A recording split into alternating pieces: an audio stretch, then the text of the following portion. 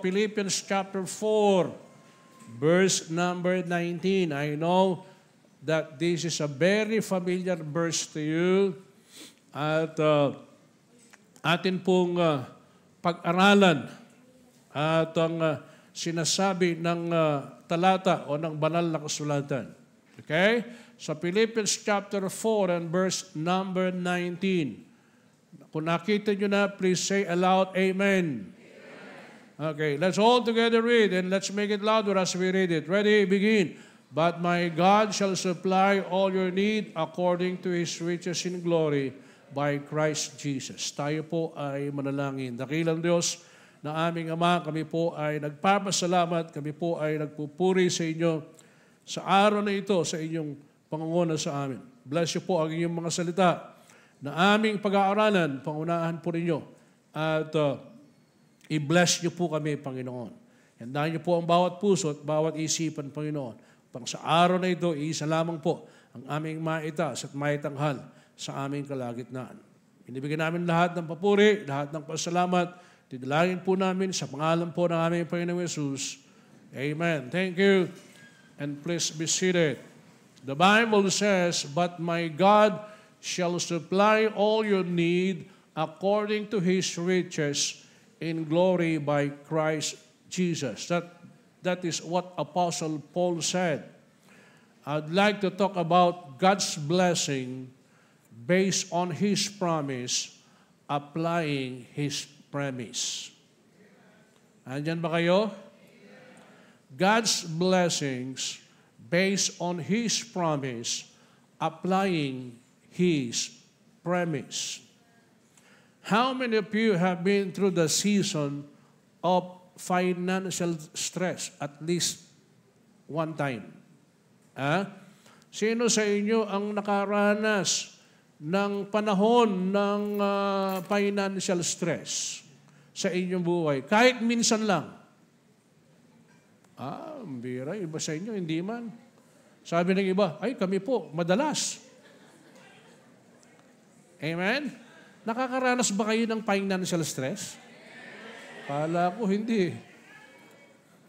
Talagang lubos na pinagpala kayo pag hindi kayo nakaranas niyan.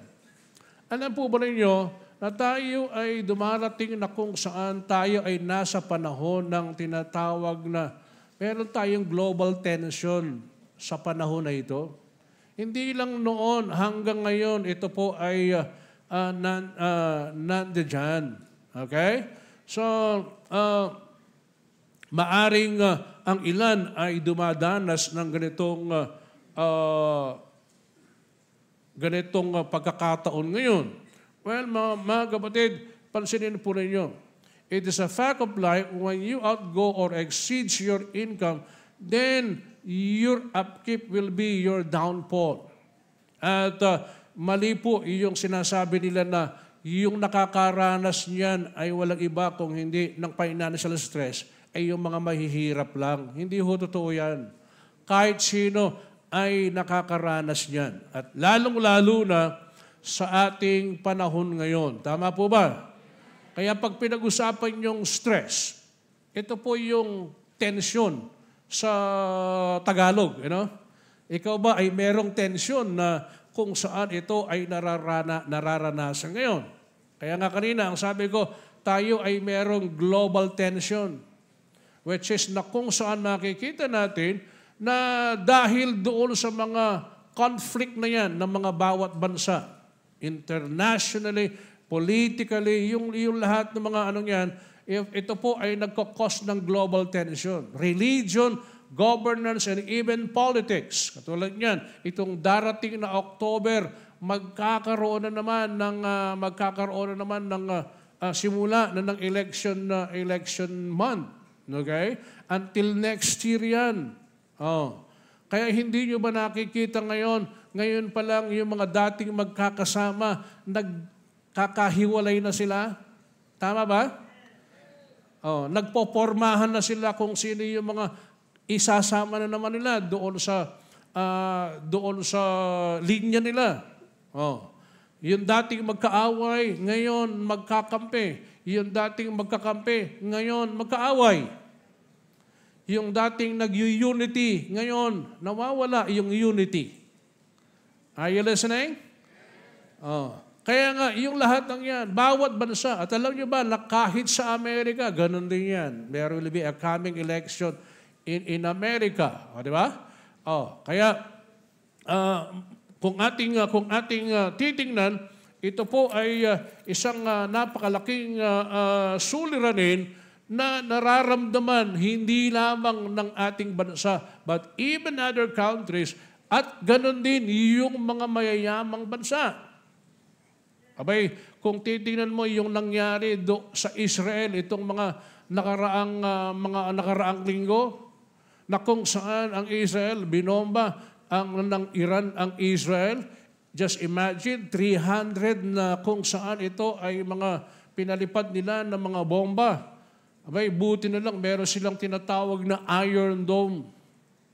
At nasalo yung lahat ng mga yan. And I don't know, maaring siguro sa tulong na rin ng Amerika yan. At pagkatapos, gumanti ngayon ng Israel, pinasabog yung ilang mga military facilities nila doon at nagulat sila. Bakit? Kasi kayang gawin ng Israel ito.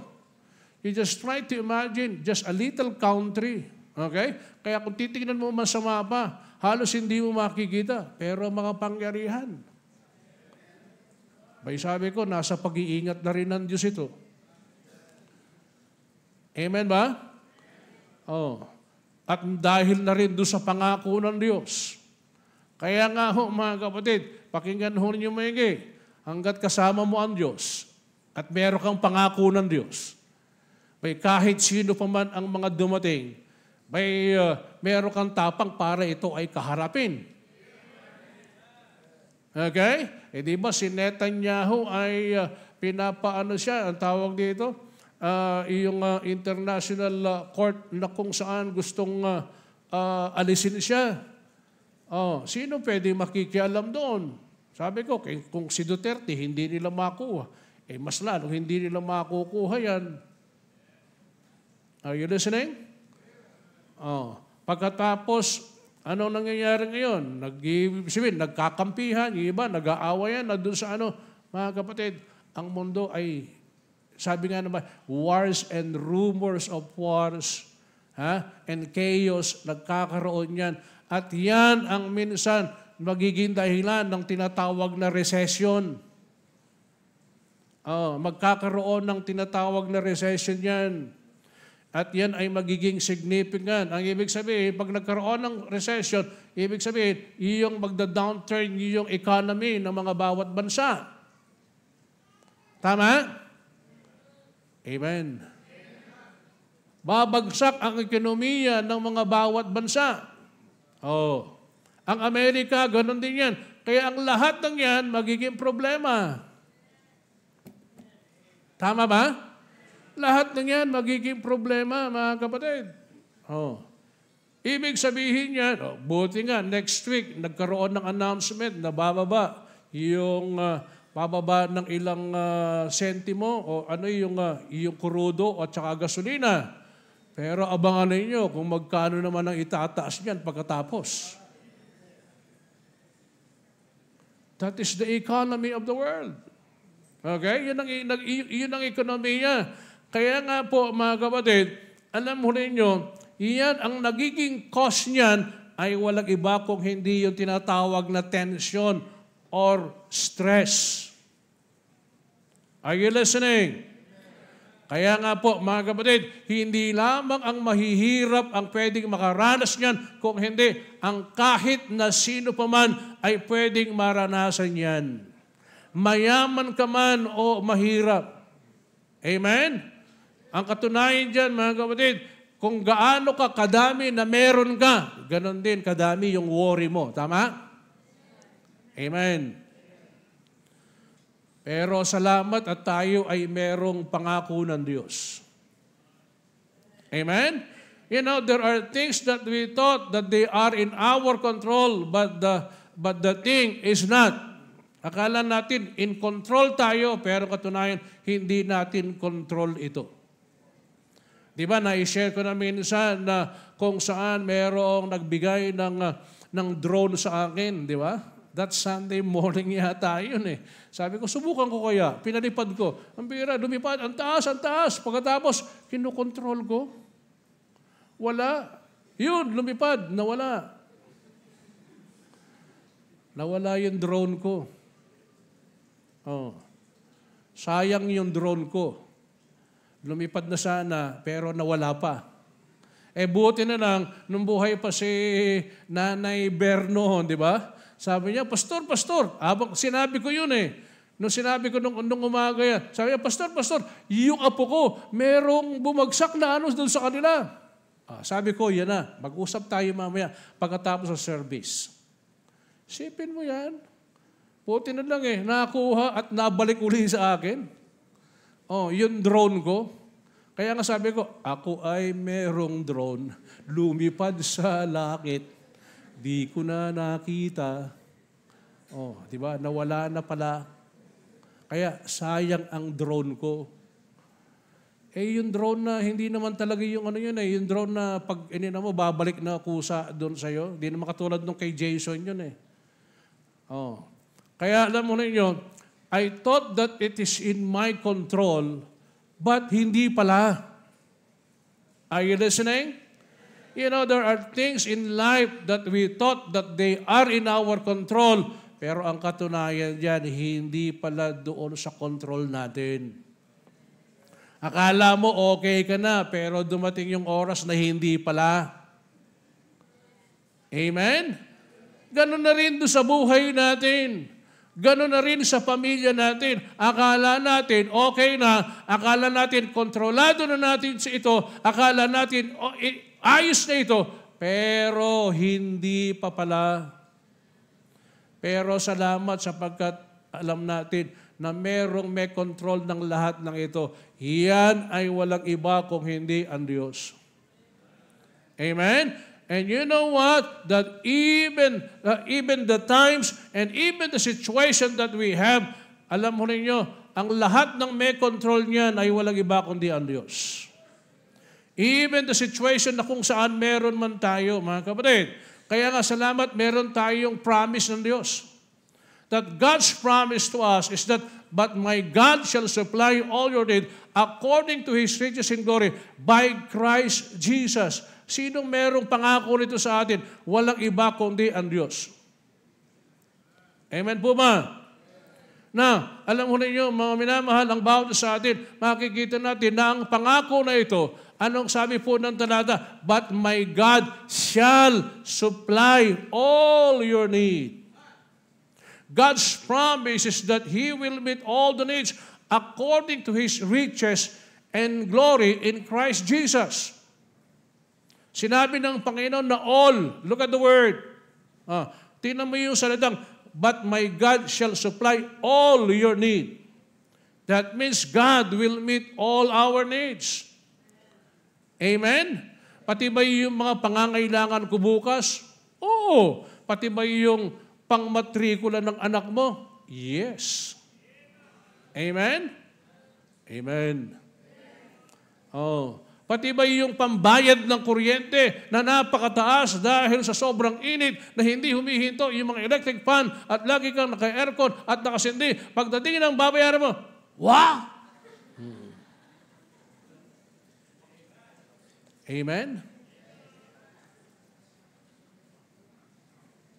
Pangako ng Diyos, God promised that He will meet all our needs. He doesn't say, He might. Hindi niya sinabi yun, mga kapatid. So, ang ibig sabihin na ang pangako na ito, sino nangako? Walang iba kundi ang Diyos. So, this is a promise on which God's character is based. Sino nangako? Walang iba kung hindi ang Diyos. Tama? Pangako ito ng Diyos. Pangako niya para kanino? Pangako niya sa bawat isa. Pangako niya na pupunuin ang lahat ng ating mga bawat pangangailangan. Hindi niya sinabing, pangako, pero. Wala yung pero. Okay? Hindi niya sinabing pangako, na merong pasubali. Walang pasubali. Ibig sabihin niyan, ang Diyos ang siyang nagsabi sa atin. Are you listening? If you notice that God said that He will meet all our needs. Ang lahat ng ating mga pangangailangan. Hindi yung ating mga gusto lang. Kung hindi, ang ating mga pangangailangan. Tama? Amen. Kaya nga ang tanong ito, ibig sabihin yan, sinong nangako niyan? Ang Diyos ang nangako. Ito yung pangako ng Diyos about this. It is God's promise for everyone. It is God's promise for those who believe. It is God's promise for His every children. Lahat ng kanyang mga bawat anak. Ito ay pangako ng Diyos. And also it is a promise that is based not only on His character, but it is a promise that is based on His assets. Amen? Maging doon sa kanyang pagmamay-ari. Tandaan ho ninyo, ang Diyos, pag siya ang nangako, sigurado, totoo. Amen? Pero ang tao, pag siya ang nangako, hindi mo alam kung gagawin yan. Sabihin ng tao, nangako na nga ako, gagawin ko pa. Tama na yung nangako ako. Kaya nga yung tao, puro pangako di ba? Amen? Are there times wherein you promise God na anong sabi mo, Lord, mula ngayon, mananambahan na ako. Mula ngayon, Panginoon, magiging faithful na ako. Mula ngayon, gagawin ko na ito. Ilang beses mo nang sinabi at pinangakuan ng Diyos na hanggang ngayon, hindi mo pa rin nagagawa. Pero ba akong kausap ngayong umaga? Ilang beses mo nang pinangakuan siya. Buti pa yung pangako niya sa iyo, matagal na niyan tinupad Pero tayo nangako, kailan natin gagawin yung ating pinangako?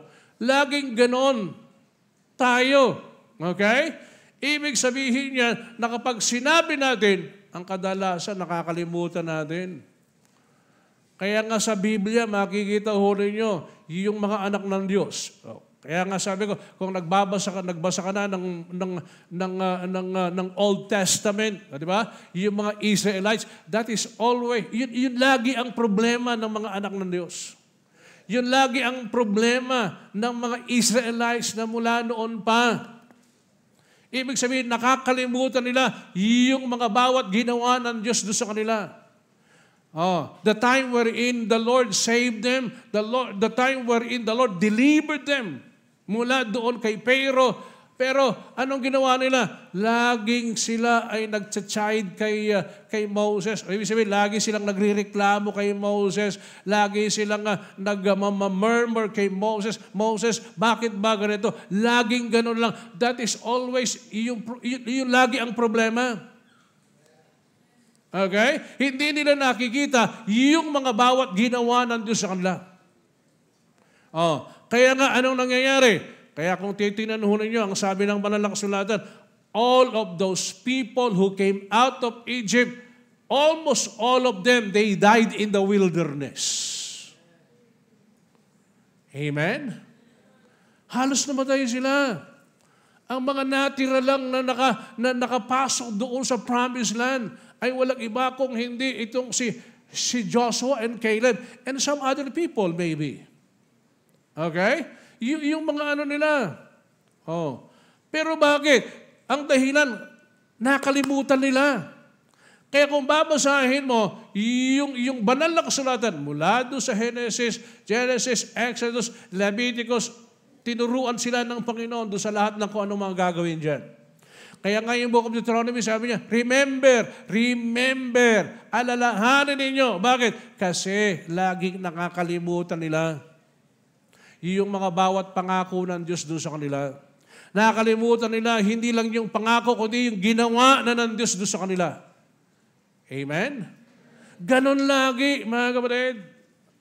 Ganon yung tao. Natural na tao, laging ganon, makakalimutin. Hinahanap yung salamin niya, suot naman niya. Kita mo, di ba makakalimutin yan? O kaya ilalagay doon sa ulo niya, gagalit-galit pa yan. Saan yun nilagay yung salamin ko? Ayun pala, nandito naman, yung ulo niya nakasalamin. Personal na ano na lang yan, dalhin mo pa doon sa kanyang gawain sa Panginoon na Look at this. Kaya kung titignan po natin, mga kapatid, based on God's promise, it is based on God's character, it is based also on God's assets, di ba? It is based also doon sa lahat ng mga bawat sinabi ng Panginoon at pangako ng Diyos doon sa kanila. At yan ay pangako ng Diyos din sa bawat isa atin. Amen? Tandaan ho natin, ang lahat ng mga bagay dito sa mundo ito, ito'y pagmamay-ari ng Diyos. At ang Diyos ang lahat ng may control sa lahat ng mga ito. Kaya anong kinakailangan dyan? Let us always believe on God's promise to us. Why? Because God is not a liar. Hindi ho sinungaling ang Diyos. Kung ano sinabi ng Diyos, gagawin niya. Look at Hebrews chapter 6, verse number 18. Ano sabi po niyan? That by two immutable things in which it was impossible for God to lie, we might have a strong consolation who have pled for refuge to lay hold upon the hope set before us. Anong sabi diyan? It is impossible, it was impossible for God to lie. Kung sinabi ng Diyos, bibigyan kita ng buhay na walang hanggan, sigurado ba yon? Ikaw ba'y merong buhay na walang hanggan na? Oh. Kung sinabi ng Diyos na isang araw ikaw ay aking kukunin at dadalhin doon sa lugar na kung saan aking inihanda, totoo ba yan? Totoo yan. Amen? Ibig sabihin, anumang pinangako ng Diyos, ito ay kanyang gagawin. Tinanong ninyo, the moment that He saves us, okay, kaakibat ito yung mga bawat pangako, mga kapatid, alam mo ninyo, ang mga pangakong yan, ito ay totoo at ito ay ginagawa ng Diyos sa atin. You know, in the Scripture, every promise has a premise. Pag sinabing premise, mga condition, there are conditions or requirements that we need to do. Okay? Ang tanging walang kondisyon lang o requirement, ang kaligtasan. Are you listening? Ang salvation, wala hong requirement yan. Hindi sinabi ng Diyos, bago kita iniligtas, kinakailangan maging mabuti ka munang tao. Wala hong ganon. There is no such requirement as that. Are you listening? And before I save you, kinakailangan mabaptize ka. Hindi ho requirement yan for salvation. Ang bautismo, hindi ho requirement yan sa kaligtasan. Ang binabautismuhan ay yung naligtas na. Kaya kung ligtas ka na at sigurado ka na at tiyak mo na, kailangan mabautismuhan ka na. Bakit? Sapagat ang bautismo, ito yung unang hakbang na itinuro ng Panginoon sa isang taong naligtas na. Amen? Amen. Oh, so, ibig sabihin niyan, baptism is not the mean for salvation. The only thing that you need to do in order for you to be saved is to believe, is to accept the Lord Jesus Christ as your personal Savior. No requirement. Ang salvation, walang requirement. Hindi church membership, hindi sacrifice, not by being a religion, not by being a good person. Wala hong means yan for salvation. The only thing that a person can do in order for him to be saved is to believe on the Lord Jesus Christ. Amen? Now, eto ho yan. But all the promise na kung saan ito'y binigay ng Panginoon sa atin. At kung tayo man ay naghahanap, kaya nga, tinanong ninyo, walang Kristiyano na kung saan sinabi niyang, Lord, okay lang sa akin kahit di mo ako pagpalain. Walang ganun di ba? Maraming naniwala at maraming nanampalataya na umaasa ng pagpapala sa Panginoon. Are you listening? Oh, so anong ibig sabihin yan? Kaya nga po, mga kapatid, doon sa pangako ng Diyos, laging merong condition, merong mga promise. Kaya nga, dito sa talatang binasa natin, sabi niya, but my God shall supply all your needs. Ibig sabihin niya, God is willing to supply everything to us. But there are things that we need to do. Amen. Bakit? Sapagat alam mo ninyo, ang Diyos ito ay napakahalaga man sa Kanya. Whether it be a material blessing, whether it be a financial blessing, Whether it be, ito ay sasabihin natin sa buhay natin na tayo ay makaranas ng mga pagpapala sa buhay po natin. Alam mo yun, laging merong kinakailangan dapat gawin tayo. Sapagat ang Diyos naman sa buhay natin, ayaw niya na tayo ay maging, anong tawag dito, maging bulagsak doon sa lahat ng kung ano man ang meron tayo. Tama? Kaya tinuturuan tayo kung ano yung mga dapat natin gawin. Ayaw naman ng Diyos na kung saan ano man ang ibibigay sa atin, magiging waste lang ito sa atin. Kung hindi, ang bawat isa, tinuturuan muna tayo ng Diyos na maging maayos at maging tama at para kapag tayo ay mapagkakatiwalaan niya, ano ba ang hindi niya kayang ibibigay at ipagkakaloob sa atin. Are you listening? Ang sabi nga natin, kung ang Diyos ay walang dahilan para gawin niya, bakit niya gagawin? If God has no reason for you para i-bless ka ng Diyos, bakit i-bless ka ng Panginoon? Pero ang Diyos ay meron dahilan para pagpapalaya ka, bakit naman hindi niya gagawin? Tama ho ba? Parang halimbawa ito doon sa ating mga anak eh. Kung yung ating mga anak ay humihingi sa atin, at kung siya'y hindi naman natin mapagkatiwalaan, bakit naman natin ibibigay yung lahat ng hinihingi niya sa atin, samantalang hindi naman natin siya mapagkakatiwalaan? Amen ba? Pero kapag halimbawang siya'y mapagkakatiwalaan mo, pa'y sabihin ko sa inyo, kahit halimbawang hindi man niya hingin, sapagat alam natin na kailangan niya, bakit naman natin hindi ito ibibigay? Pero bilang mga magulang, ang gusto din naman natin na sila'y humihingi sa atin. At kung humihingi mo sila sa atin, tiyakin natin na sila'y mapagkakatiwalaan natin. Amen? Amen. Kaya alam ho ninyo, ganun din naman ang Diyos sa atin. Siya yung Ama natin na nasa langit.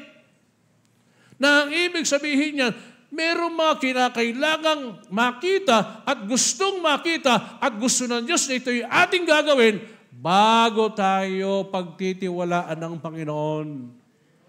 You know, God's promise is based on His character. Nasabi na nga natin yan. Ano bang karakter meron ng Diyos? Ibig sabihin, ang Diyos, pag sinabi niya, gagawin niya. Tama ho ba? Ayon sa kanyang salita. So yun ang karakter na kung saan meron ng ating Diyos. Not only that, but also it is based on His credibility. Ang Diyos ba, credible siya? Amen? Credible ang Diyos, di ba? Pag sinabi niya, gagawin niya. Kung ano man ang ginawa niya, sigurado yan. Yan ay totoo. Okay?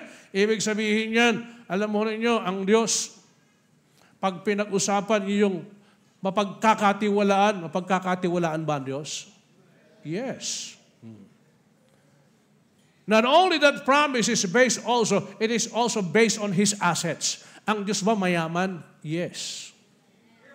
So, ibig sabihin, yung pangako na yan, but my God shall supply all your needs, ito'y base doon sa likas at ugali ng Diyos. Ito'y base doon sa, ang Diyos ay mapagkakatiwalaan, ang Diyos ay mayaman. Ang ibig sabihin, yan ang basihan ng lahat ng pangako na yan. Pero ang tanong, ang pangako natin,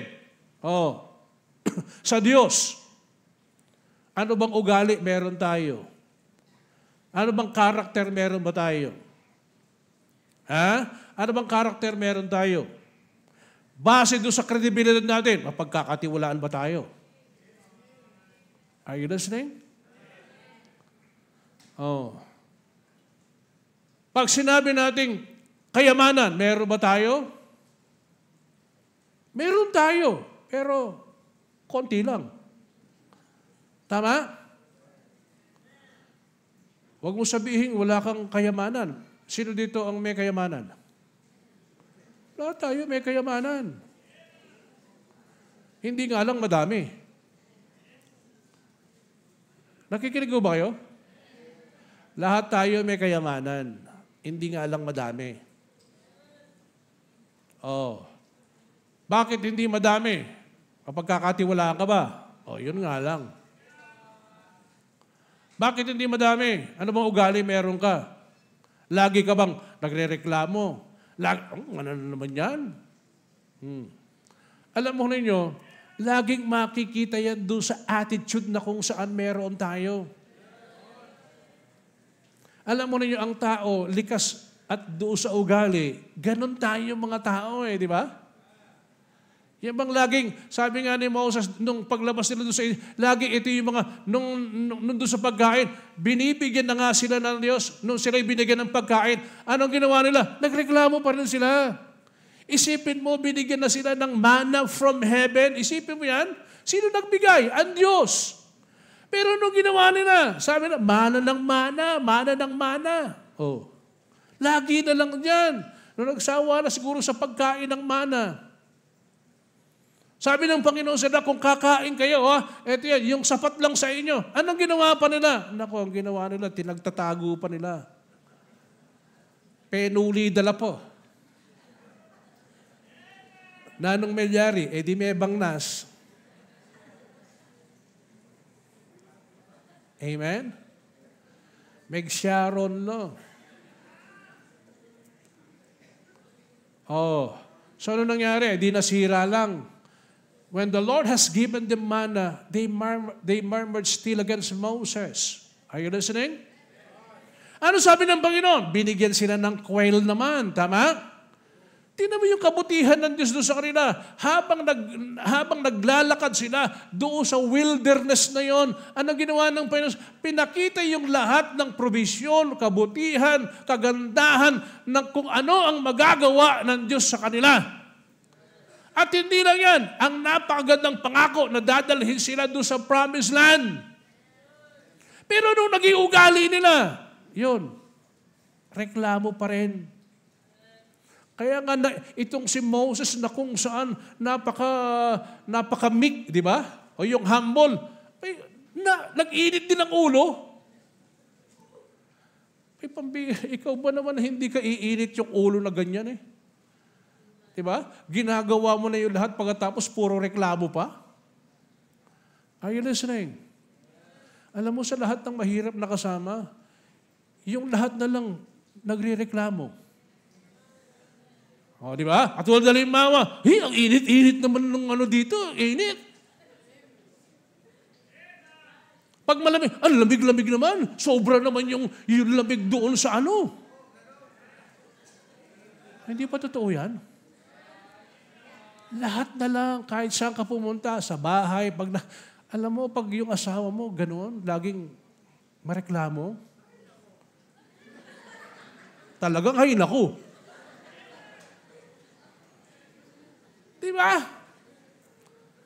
Yung bang lahat na lang nagre-reklamo? Lahat na lang kung saan pupunta, bakit naman gano'n dito? Napunta doon sa restaurant, bakit gano'n naman yung ulam nila dito? Nakita naman yung waiter, bakit naman nakasimangot naman yung ulam? Alam mo, pag meron kang kasamang tao na ganyan, hindi sasaya buhay mo Kahit sa pamilya na lang, di ba? Merong isa lang, bakit naman tuyo na naman ang tuyo yung ulam? Wala ka naman binibigay na pambili, pagkatapos gusto mo, nagre-reklamo ka pa. Amen? Bakit yung kanin ganito na naman? Ayaw mo yan, may kanin na nga Ulam mo na nga yung isa-usaw mo na lang doon sa kamatis. Nagre-reklamo ka ba? Saan ka ba hindi magre-reklamo? Yan ang ugali ng tao. Alam mo ninyo, buti na lang ang Diyos natin, hindi gano'n, di ba? Bakit? Ang Diyos hindi naiinis doon sa lahat ng yan. Kung naiinis yan, paulanin ka ng apoy. Ito, para sa mga mareklam. Di walang matitira dyan. Are you listening? Look at that. It is based on God's character. Kaya nga tinan nyo, ibig sabihin, meron tayong yaman. Hindi nga lang madami. Pero ang tanong, ano bang attitude meron tayo? Tayo ba'y mapagkakatiwalaan? Kung ibabase natin yung lahat ng mga ganyan, that is exactly the character, the credibility, the assets that our God has. Kaya nga tinuturuan tayo ng Panginoon ng kanyang mga salita upang ang Diyos ay meron dahilan upang tayo ay pagpapalain ng ating Panginoon Diyos. Bay, kung lahat na lang ganon tayo, alam mo ninyo, kaya nga kung minsan pinapaintulutan ng Panginoon ng lahat ng mga ito sa atin para ay maayos yung ugali natin. Amen? Sipin mo yan, 40 taon ka ng miyembro ng simbahan na ito, 20 taon ka ng miyembro sa simbahan na ito, hanggang ngayon yung ugali hindi pa rin naaayos. Oh. Amen ba? E kinakailangan dapat magkaroon na ng pagbabago yan.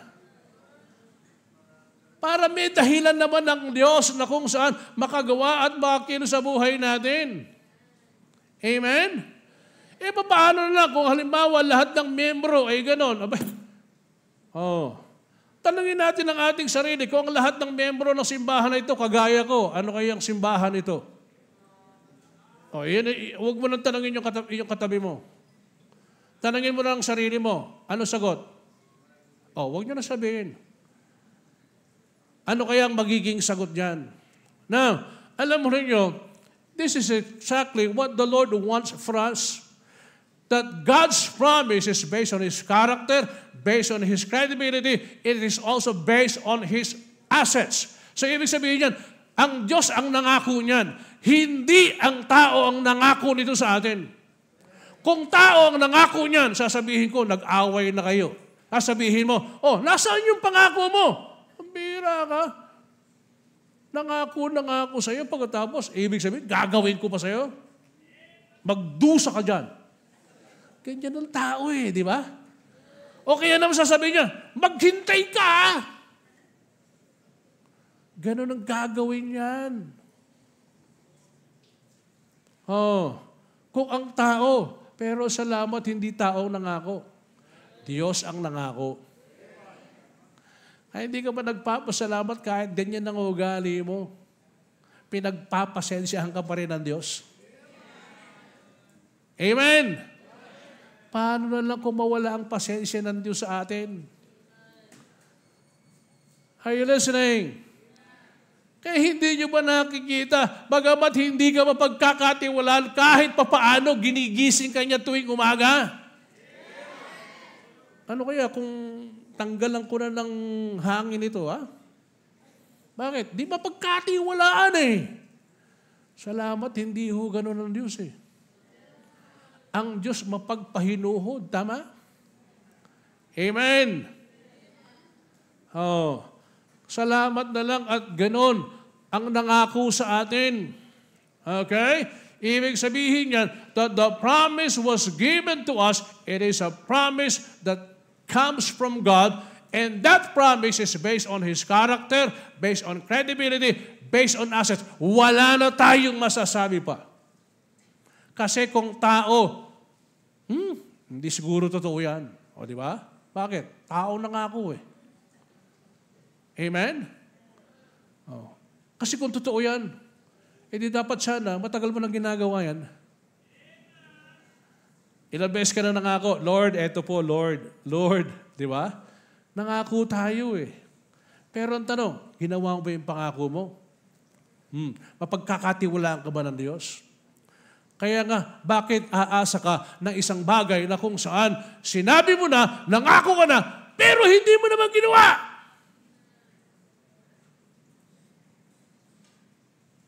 Pero kung ginawa mo, may maaasahan ka ba? Bakit tahimik? Pero kung ginawa mo, may maaasahan ka ba? Amen? Meron ka bang mukha na kung saan iyaharap sa Panginoon, Lord, ginawa ko ito, naging tapat ako sa iyo. May maaasahan ka ba? Meron. Antayin mo lang. Okay? Are you still with me? Now, God has promised to meet all our needs. And number one, ito po yung dyan. If we will ask for His help.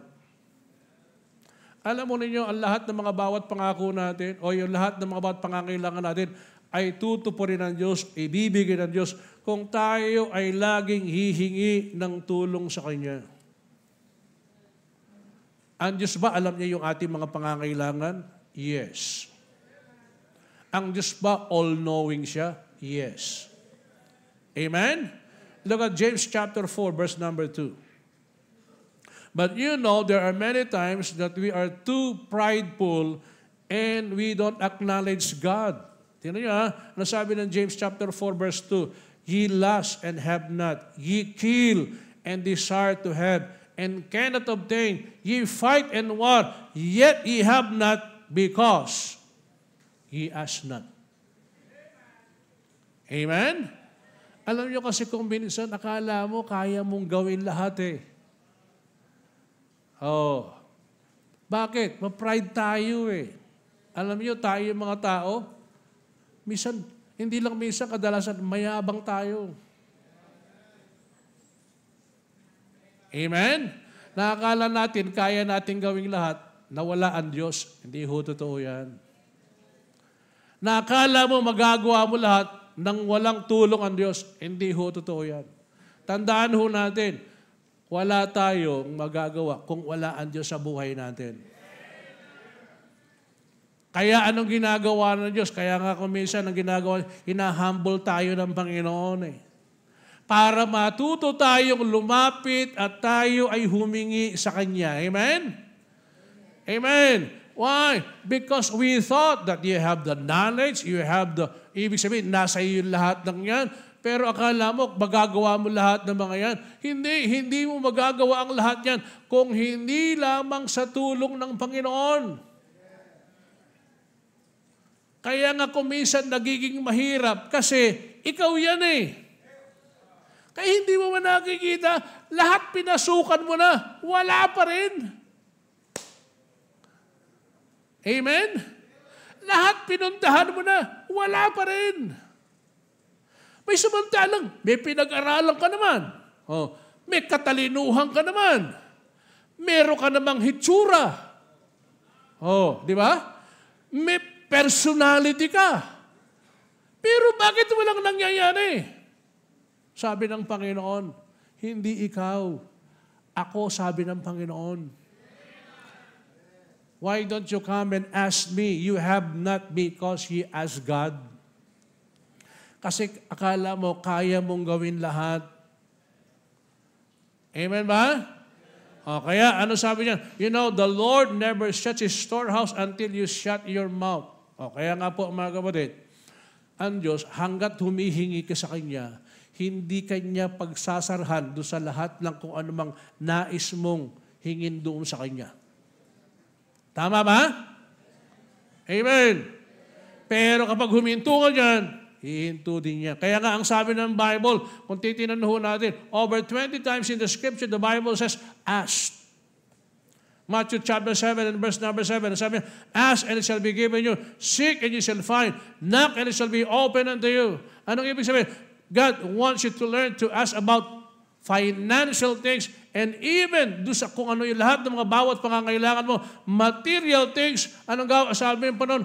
God wants you to ask. And even financial things.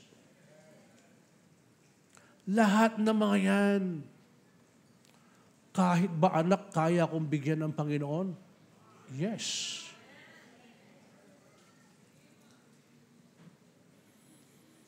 Alam niyo ba yung lahat ng mga pinanalangin ko na hindi magkaanak? Nagkaanak na. O, di ba? Andiyan ba yung mga bileso? Andiyan ba sila?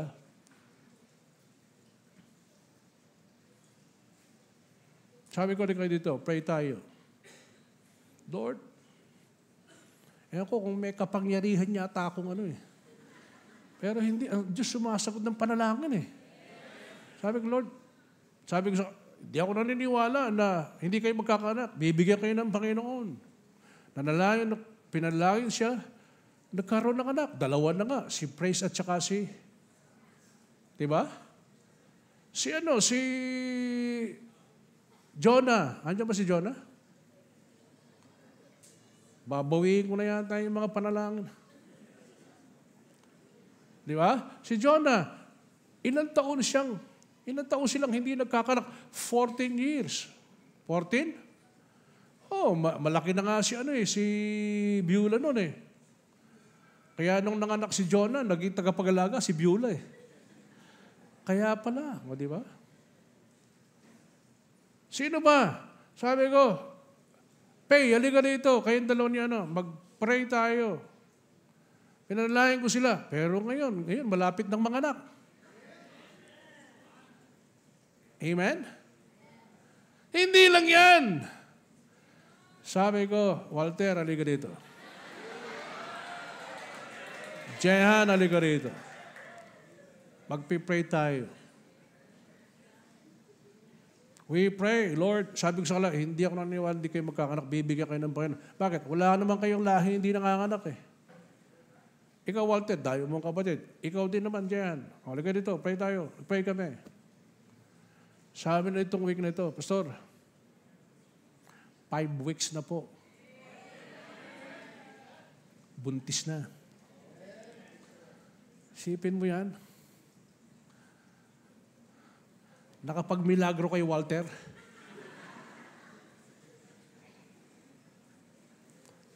You have not because you ask not. Amen? Ngayon, Pastor, pwede po bang pag-pray para magkaanak ako? Bakit? May asawa ka ba?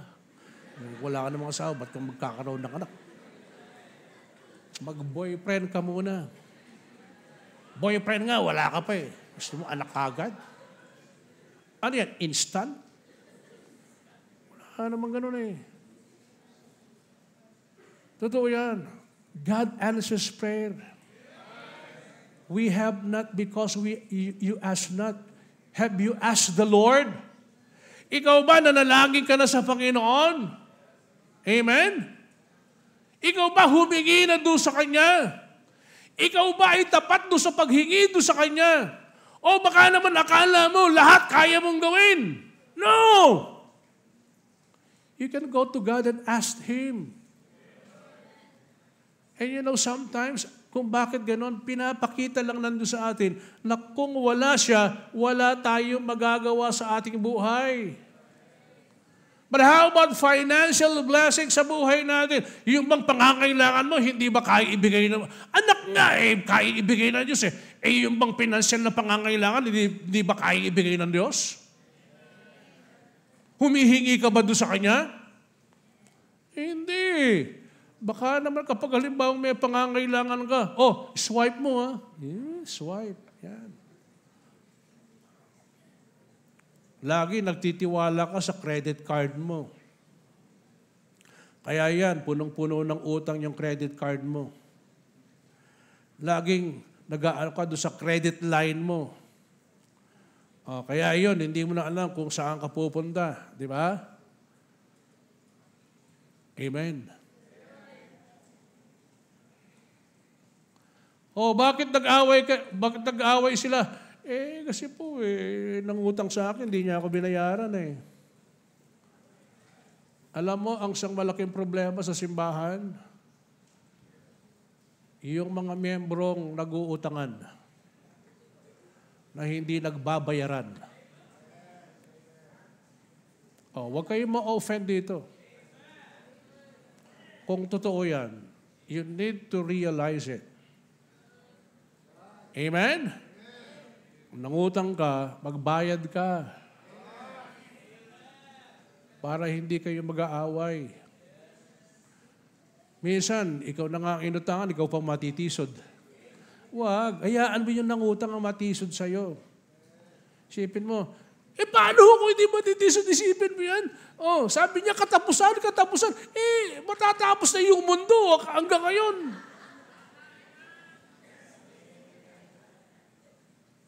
Ano bang katapusan yan? Tanungin mo kasi. Sabi niya katapusan. Ano ba yan? Katapusan ng linggo, katapusan ng buwan, katapusan ng taon, o katapusan ng mundo? O kaya naman, katapusan ng buhay mo?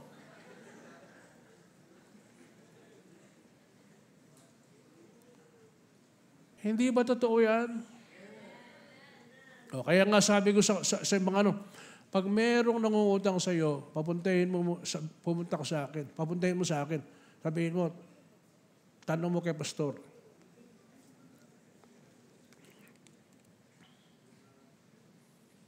Iba naman, ang galing-galing mangutang, di naman marunong magbayad. Aray ko. Oh. Nakakasakit ba? Paano kayo bibless ng Panginoon ngayon? O, di ba? Sipin mo lang, dito. Pagkatapos, naman dito. Kaya nga maghahabol lang kayo pagkatapos sa service. Sabi pa lang, sabi niya, in Jesus' name we pray, Amen! Ay, nawala. Na-rapture? Bakit? Ang bilis tumalilis, lalo kapag halimbawa ganon. Hindi ba totoo yan? Huy! Di ba totoo yan? Kaya nga kung minsan, membro ng simbahan, nag-aawayan dahil doon sa ganyan eh. But why not you start it with God? Kaya nga merong pangako ang Diyos eh. Amen! Kaya nga ito, lahat na lang ginawa mo. Kanino ka na nagpunna, nagkabaon-baon na. So ano mangyayari ngayon? Why don't you come to God and ask God? Bakit hindi ka lumapit sa Panginoon at humingi ka sa Kanya? At ngayon, kung ano yung tinuro niya, siyang gagawin mo. Dahil kapag ito yung ginawa mo, ito yung tama, sigurado yan, magiging maganda at magiging maayos yan. Hindi ba maganda na gumagastos ka na ang ginagastos mo, hindi dahil utang mo, kung hindi, pinabayaran mo ng cash ito mula doon sa bulsa mo. Hello? Pakinggan ho yung maigi. You know, when we started building this building, siyempre, ano pa lang tayo no? Sisimula ho tayo. Sabi ko doon sa, yung nagtitinda ng mga buhangin, sa hardware, yung nagtitinda ng arrow blocks. Di ba yung yung hardware. Sabi ko, can you give us, pwede ba pautangin nyo kami ng every week, nagbabayad kami. Kasi kumukuha tayo ng mga gamit eh. Oh. Sabi niya, sige, kaya lang, siyempre, mataas, may interest yan, tama? Kasi kapag inutang mo, may interest yan. Kahit pumunta ka sa Bombay, kahit pumunta ka doon sa, pag halimbawa pinautang, kahit pumunta ka sa bangko, laging may interest yan. Eh di, pag kumukuha dyan, may interest. Monthly binabayaran o weekly binabayaran yan. Nagbabayad tayo, nagbabayad. Until such time wherein the members grow and the Lord bless the people because we learn God's principle, we learn God's promise to us, di ba? Nagsimula tayo sa Panginoon. Ngayon, dumating ang araw, sabi nila, bakit hindi na kayo nangungutang sa amin? Ba't di na kayo kumukuha sa amin? Kumukuha pa rin naman doon sa kanila. Pero hindi na para uutangin pa ito. Kundi, pag kinuha, binabayaran na kagad. Amen? Because the Lord bless the work, the Lord bless the ministry. Naintindihan ho ninyo? Kaya lahat ng ginawa natin dito, wala tayong utang dito, mga kapatid. Walang sino mang hardware ang pupunta dito, "Hoy, magbayad kayo mga Baptist!" Wala ho silang masasabi na ganyan. Nasasabi, mapangutang kayo, ako mamayad. Wala akong ganon. Ikaw ba may kapitbahay ka na ganyan? Na sumisigaw, sasabi, "Hay! Magbayad ka!" Meron bang ganon? Di ba nakakahiya yun? Are you listening?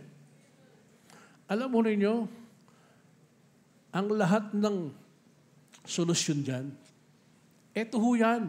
Yung pinag-aaralan natin. Amen ba? Huwag kang magtiwala sa credit card. Ano man kailangan mo, utang ka agad dahil meron ka na isa-swipe mo agad. No. Hindi mo alam, pag hindi mo nababayaran yan, ang mangyayari, dumodoble yung interest niyan. May kwento ko na dito noon, di ba? Sabi ng isang member, nagpunta sa akin, Pastor, tulungan niyo po ako kasi sinisikil na po ako ng Sabi ko, bakit? Ano bang nangyari? Ha? Ano bang nangyari, kapatid? Alam mo niyo, pinadala na po ako ng reklamo, ng abogado, na ganito. Pag hindi ko raw nabayaran yan, didimanda ako. Bay, talagang madidimanda ka talaga dyan, kapatid. Kasi bakit? Kasi nagkapatong-patong na yung interest doon sa kanyang credit card. Ano po yung gagawin ko, Pastor? Sabi ko, ano ba yung lahat ng kinuha mo doon sa credit card mo yan, sinwap mo? Sabi niya, TV po. Ano pa? Bumili po ako ng ganito. Ano pa? Bumili po ako ng ganyan. Ano pa? Ano pong gagawin ko? Sabi ko sa kanya, lahat ng binili mong yon, ibenta mo, pambayad mo doon sa doon sa pagkakautang mo. Anong gusto mo? Nanonood ka ng TV, kinakabahan ka na may kakatok sa'yo.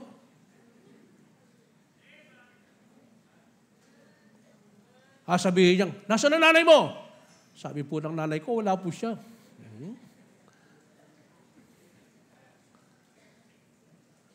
Tama ba? Di ba rin wala ka ng TV? Wala ka lang utang. Yung iba, mapagmahal sa utang Yung iba, hindi makatulog nang wala siyang utang. Talagang, eto naman, pag siningil ka ng utang, hindi ka rin makakatulog. Are you listening? Sabi ko, anin mo lahat yan? Kausapin mo.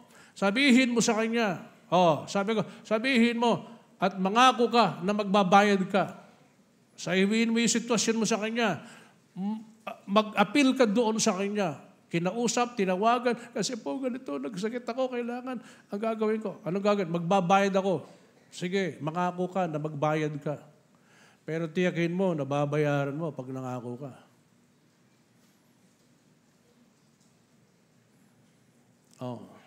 Ayaw ko man lang sana sabihin na, tandaan mo, walang nakukulong sa utang. Hanggat nangangako ka na magbabayad ka. Wag mo namang gagawin yan, di ba? Di ba tama ako? Bakit? Pag kinulong ka niya, paano ka magbabayad? Nakakulong ka. Kaya hanggat nangangako, magbabayad ako. Pero ka naman puro pangako na magbabayad ka, magbayad ka. Bakit kailangan mo sabihin ito? Mga kapatid, lahat tayo, prone tayo dyan And if we will not do this, how will the Lord bless us? Ano kinakailangan natin? Ang kinakailangan natin, here is God's promise. Diba? Ito yung pangako ng Panginoon sa atin. And the only thing that we need to do is to ask God. Lumapit tayo sa Kanya, humingi tayo sa Kanya. Pag tayo ay lumapit at humingi, sigurado yan, ipagkakaloob ng Diyos sa atin.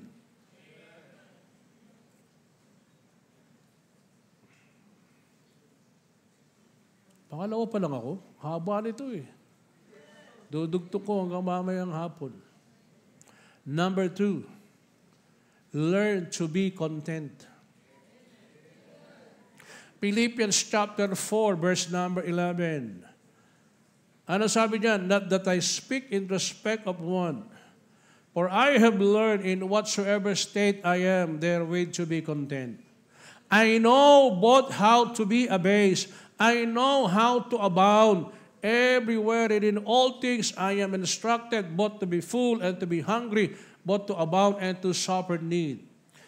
God is much more interested in our character rather in our comfort. that He will not give us these things to us if we will not learn the principle of contentment.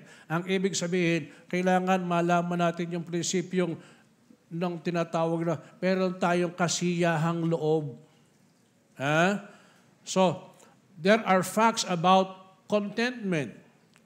Una, what contentment is not. Contentment is not having financial goal.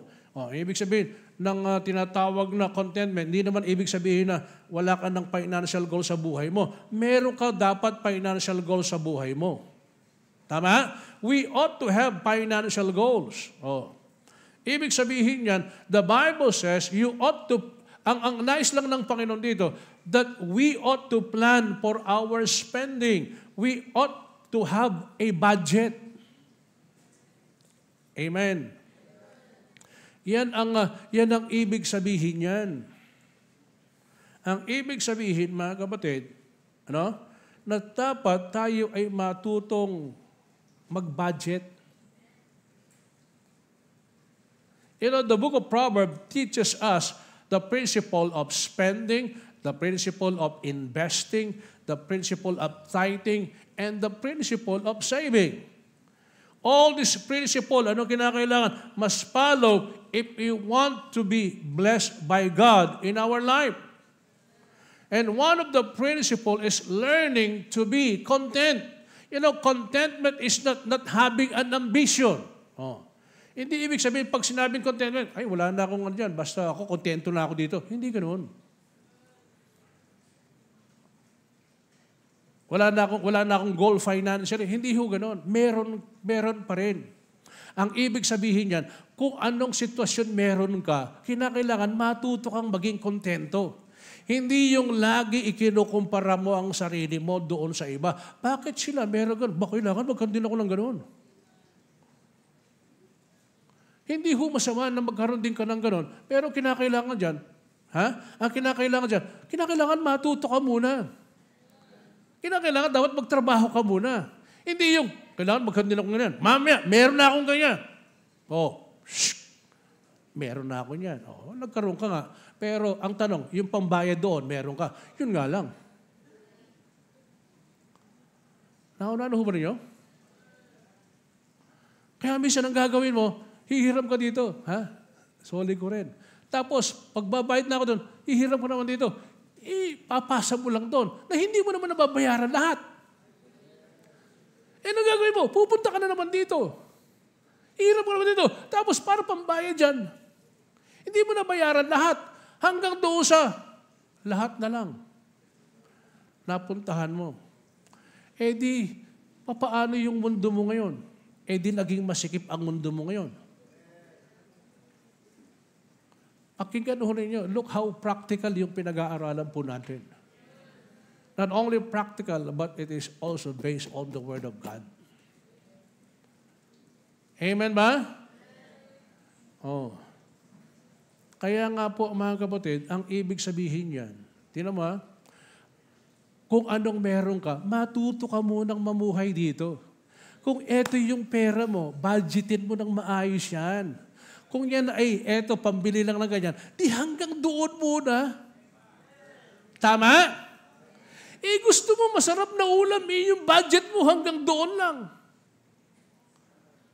Kung minsan wala pa yung, ibig sabihin yan, wala pa yung pera mo, nagagastos na wala na budget mo.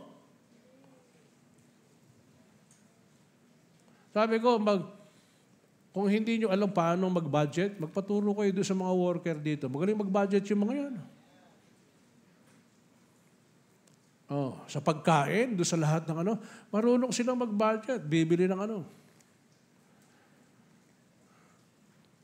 Kasi, eto lang yung pera mo. Gusto mo, laging kumakain ka sa labas. Kung yung budget, anong gagawin? Bakit di ka pumunta sa palengke, mamalengke ka, bumili ka dito? Para eto ngayon yung magiging, yun ang pagkain mo. Are you listening?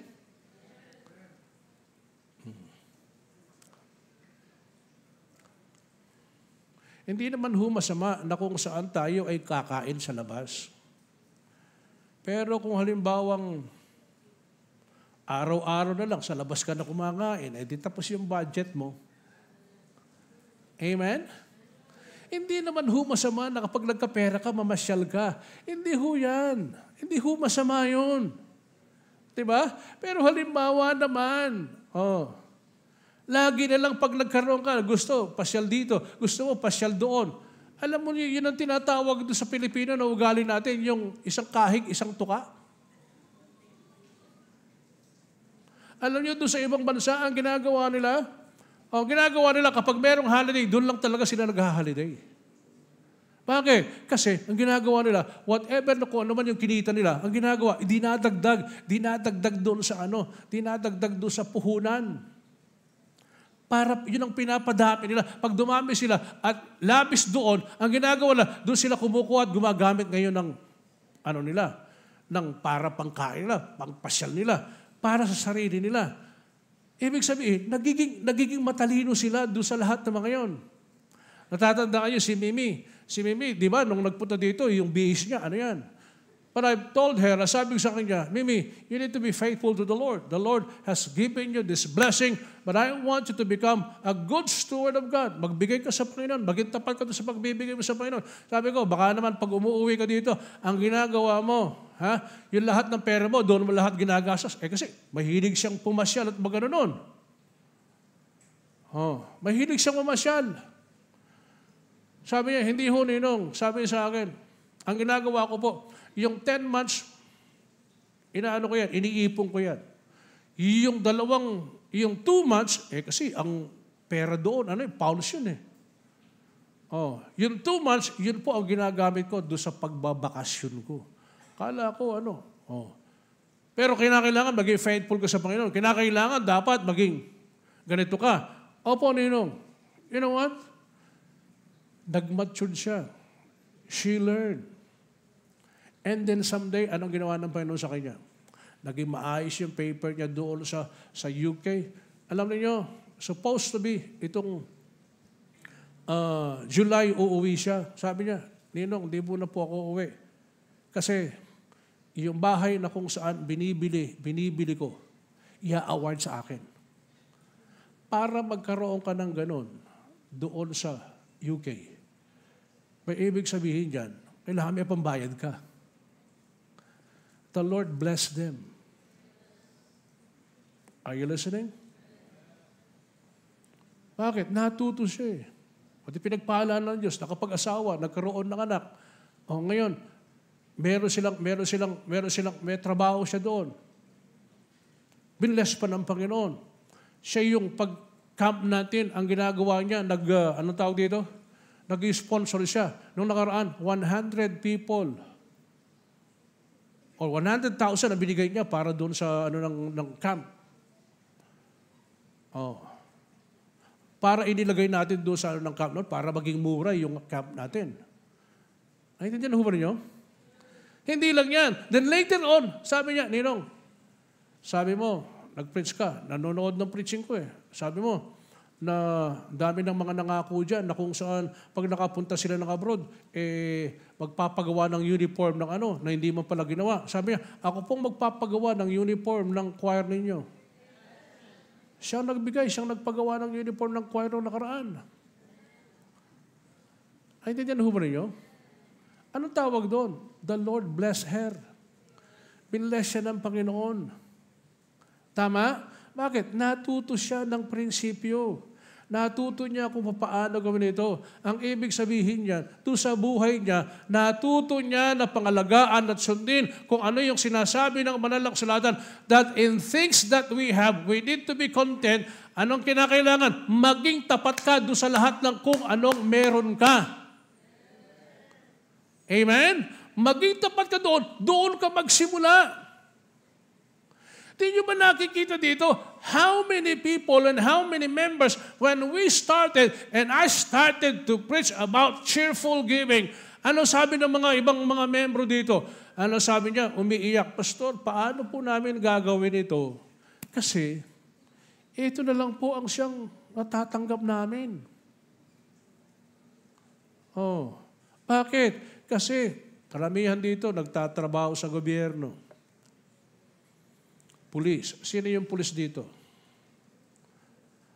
Dating pulis. Taas yung mga kamay ng dating pulis dito. Ayan o. Oh. Sino yung pulis pa hanggang ngayon? Wala na yata. Puro retirado na yung mga pulis natin dito. Sino nagtatrabaho dati nagtatrabaho sa gobyerno? DILG, ano pa? Oh, di ba? Sabi nila noon, bakit? Ano bang problema? Kasi po, ang dami naming mga loan. Di ba pag teacher ka, di ba pag pulis ka, di ba pag nasa gobyerno ka, merong kayong loan? Kaya sabi ko, kayo yung mga taga-loan doon. Loan dito, loan doon. Maraming mga taga-loan doon dito eh. Oh. Pagkatapos, hindi pa natatapos yung loan, nagre-loan. Bay talaga namang wala ka nang matatanggap dyan. Tama? Amen. Bakit? Kasi nakasanlay yung ano mo eh. Hindi na ikaw ang kumukuha niyan. Tama ba? So anong kinakailangan? Sabi ko, magsimula kayo sa Panginoon. Ano hong gagawin? Tapusin nyo na yung mga loan yung yan. Oh, baka naman hanggang ngayon may mga loan pa kayo dyan, ha? Tapusin nyo na yung mga loan yung yan. Natapos yung lahat ng mga loan na yon hanggang doon sa yung iba naka-promote pa, yung iba natapos yung mga anak nila, yung iba nakapag-retiro na. Oh. Pero ang tanong, nagretiro ka. Nung ikaw ba nagretiro, nakakuha ng retirement mo, nagbigay ka ba sa Panginoon? Hello? Nung nag-retire ka ba, nagbigay ka ba sa Panginoon? Well, mga kapatid, pakinggan ho niyo maigi. Ha? This is a review to us. This is what I am always telling when I go to the other churches and I'm sharing this blessing unto them. This is what we are then. Kaya nga ho, mga kapatid, bakit sinasabi ito? Dahil maraming mga membro ng mga bago, may mga membro na kung saan sila ay bagong mga nagtatrabaho, may mga young professionals tayo dito. But you need to learn the principle. Ito yung prinsipyo na kung saan kinakailangang dapat gawin para hindi na tayo pupunta pa doon sa lugar na kung saan nangyari na sa kanila noon. Matuto na tayo. Mas maganda kayo mga bago-bago ngayon, pagpalain kayo ng Diyos dahil naging tapat kayo sa Kanya. Amen. Because you learn how to be content. Amen. You know, contentment is an attitude of the heart that we need to learn. Hindi ho natural na mangyayari yan sa atin. Kung hindi, iyan ay natututuhan. And God wants us to learn contentment. At kung gagawin natin ito, ang pangako ng Diyos, He will meet all our needs. Look at 1 Timothy chapter 6 and verse number 6. But godliness with contentment is great gain. For we brought nothing into this world. It is certain we can carry nothing out. And having food and raiment, let us be therewith content. Alam po nyo, yan ang katotohanan. Wala tayong dala dito nung tayo ay isinilang at wala din tayong madadala pag tayo ay umalis dito sa mundong ito. Amen? So anong gusto ng Panginoon sa bawat sa atin? You know, one of the greatest secret in life is learning to be happy and have peace of mind is to realize that you really don't own anything. Kaya nga, mga kapatid, ang lahat ng kung ano man meron tayo, loan natin ito sa Panginoon. 40 years, 50 years, 60 years, and 70 years. Ibig sabihin, kung ano man ang meron ka at kung mamumuhay ka dito sa mundo ito, pagkatapos ng maraming taon na yan, iiwan mo lahat yung mga yan. Kaya anong gusto ng Panginoon sa atin? Matuto tayo maging mabuting katiwala ng Diyos. Amen po ba?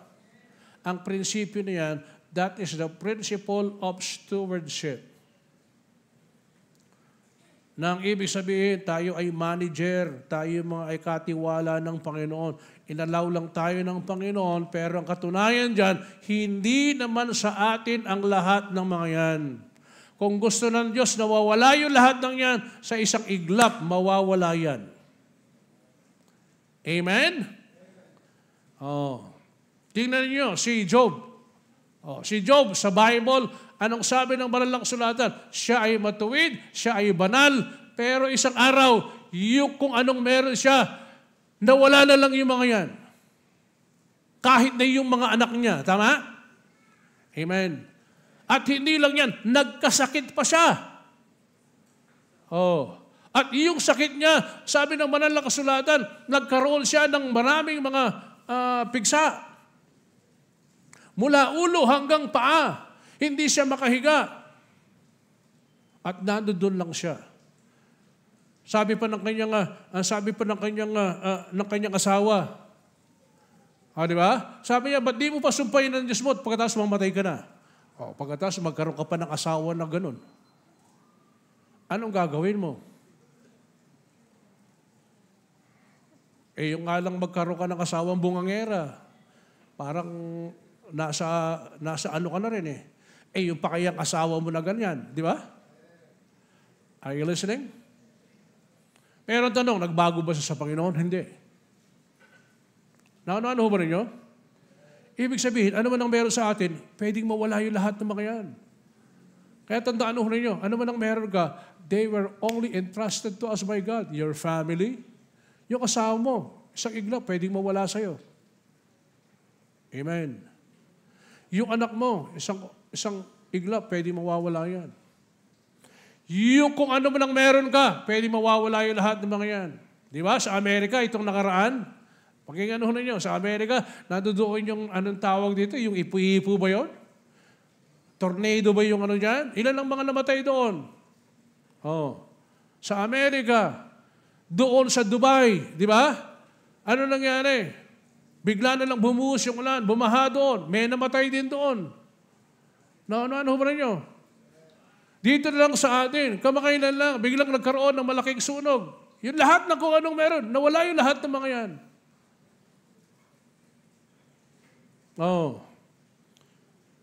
Everything, yung lahat ng yan, pwede mawala sa atin. Bakit? Ibig sabihin, ang lahat ng yan, hindi pwedeng tayo ay maging matatagdo sa lahat ng mga yan. Amen? When we speak of contentment, we speak of being a good steward of God. That means to say, contentment is being happy with what God allows you in your life right now while being a good steward of it. Ibig sabihin, kung ano mang meron ka, merong kasiyahang loob at kasiyahang puso na kung saan meron ka. Amen. Amen. Kung ano man ang meron ka, ikaw ba ay meron kasiyahang loob dyan? Amen? Na nagtitiwala sa Panginoon. Kung ano man ang meron ka, ikaw ay masaya na kung saan ikaw, do sa lahat ng kung anong meron ka, pinagkatiwalaan ka ng Panginoon. That is contentment. Ang discontent, ito yung laging kinukumpara mo ang sarili mo doon sa iba. Bakit sila meron? Bakit ako wala? Pwede ka namang magkaroon. Hantayin mo lang yung blessing ng Panginoon sa'yo. Basta maging matapat ka lang. Tama? Look at those people. Tinanuhan ninyo, mga God, gagawin ko halimbawa. Last time, I have talked to the young professionals. Yung mga young professionals, sasabi ko sa kanila, kayo, maging matapat kayo sa Panginoon. Sino itong mga ito? Ito yung anak ng mga miyembro dito sa ating church. You know, last time when we dedicated these children na kung saan dinedicate natin last December, sabi ko, tingnan ninyo, itong mga dinedicate natin ito, yung mga magulang nila, ito yung mga dinedicate nung mga magulang nila noon, na dati mga bata lang yan. Ngayon sila na ang nagde-dedicate ng mga anak nila. Are you listening? Ibig sabihin, from generation to generation, ibig sabihin niya, nakikita na natin yung lahat ng mga bunga, mga anak na natin ito. Yung iba, mga apo na. Oh. Ang sabi ko doon sa kanila, maging matapat kayo sa Diyos. Sino itong mga ito? Ito yung mga kalabit penge. Nay, pengeng 5 pesos. Nay, mami, 10 pesos. Di ba? Tatakbo lang sa iyan. Dating nagsa-Sunday school na patakbo-takbo dyan. Pero ngayon, hindi na sila. Hindi na sila kalabit penge. Sabi ko sa kanila, akong mangangalabit ngayon sa inyo para manghingi. Maging faithful kayo sa Panginoon. Bakit? Kasi ito yung mga dating high school na naging college. College na kung saan ngayon nagtatrabaho na. Iba, nagtatrabaho. Ngayon, may pamilya na. At sabi ko sa kanila, this coming anniversary, you will be the host of the anniversary. Kayong lahat ng mga young professional. Kaya kakausapin ko sila mamaya. Are you listening? Ito yung mga dating nanghihingi. Pero ngayon, hindi na. Sila na nagbibigay. Nagbibigay ba kayo? Oh, meron dito, engineer na. Meron dito, arkitekto na. Meron dito, accountant na. Meron dito, magiging abogado na. Magiging doktor na. Sino ba itong mga ito? Ito yung mga dating mga batang mga paslit lang. Pero ngayon naglakihan na. Iba nga sumobra nga lang yung laki. Pero nagpapalit na ngayon. Iba na, ngayon may asawa na. Iba may mga anak na. Sabi ko, you grow in this church, you need to be faithful, and I want you to become faithful to God. Why? Because faithfulness is being blessed by God. Ang katapatan pinagpapala ng Diyos. Sabi ko sa kanila, pag kayo binless ng Diyos, tulungan niyo yung mga magulang ninyo. Okay ba yun sa mga magulang? Parang ayaw niyo yata eh. Oh, tulungan niyo naman ako. Sinabi ko sa kanila, pag bless kayo ng Panginoon, huwag niyo kalilimutan ng magulang niyo. Amen ho ba yun? Bigyan niyo ng pera yung mga magulang niyo. Ay, parang ayaw niyo talaga. Naintindihan ho ba ninyo? Hindi ba mas maganda na naturuan natin sila? Then later on, they will be blessed by God. They will be blessed by the Lord. Hello? Na, tinanong ninyo, could God trust you with your blessing?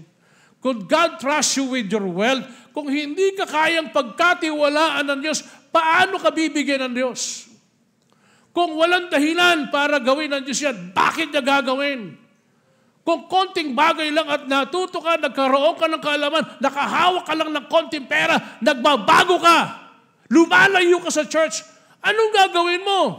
Sa tingin mo, i-bless ka ng Panginoon. Sa tingin mo, magiging blessing ang buhay mo na hindi mo naman kasama ang Diyos sa buhay mo? Kaya mga kapatid, konting nakahawak ka lang, nagbabago ka na ng ugali. No. You need to be faithful to God.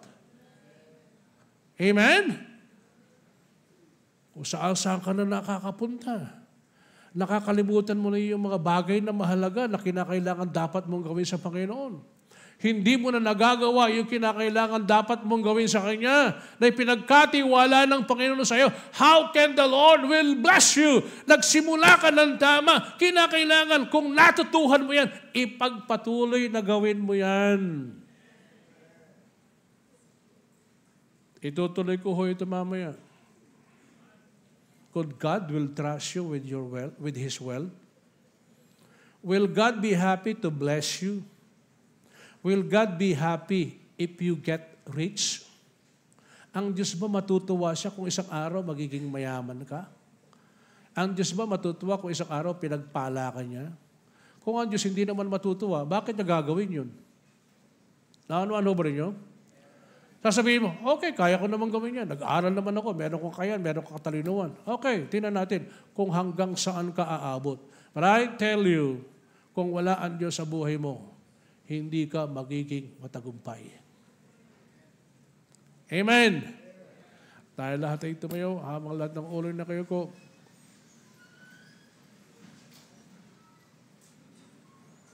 And I'll continue the message this afternoon.